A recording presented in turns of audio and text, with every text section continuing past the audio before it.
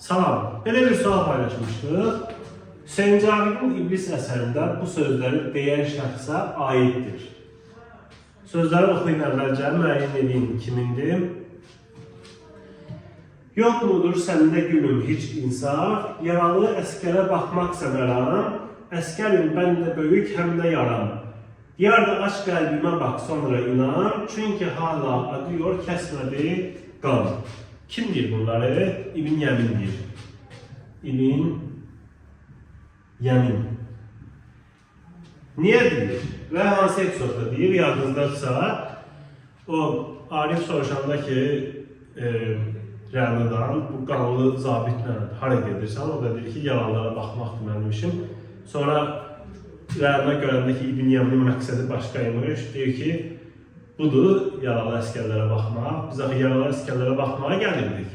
Onda İbn Yemin deyir ki, yaralı əskərlərə baxmaq deyil məram, həm əskərəm, həm də yaralıyam. Əskərim, mən də böyük, həm də yaram, elə mənə bax. Təbii ki, burada yaranı o obrazlı formada deyil, yəni sənin dərdindən yaralıyam, sənin dərdindən xəstəyəm o mənada. Qısacası bu fikirlər İbn Yeminin sözləridir. İndi biz İbn Yeminə aid bir düzgün fikir tapmalıyıq. Deməli,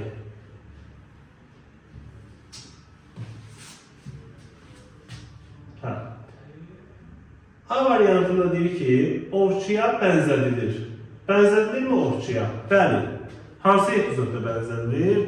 O axırıncı pərdədə biz görürük ki, Elxan deyir ki, işte bir ov ki izlər ovçusunu. Yəni, özü ovdu Elxan, ovçu İbn Yemindir. Əvvəl İbn Yemin onun arxasında düşmüşdü, onu tutulmaq istəyirdi, o bunu tutmaq istəyirdi. İndi isə İbn Yemin özü ova çevirdi, ov isə ovçuya çevirdi. İndi bu bunu tutub.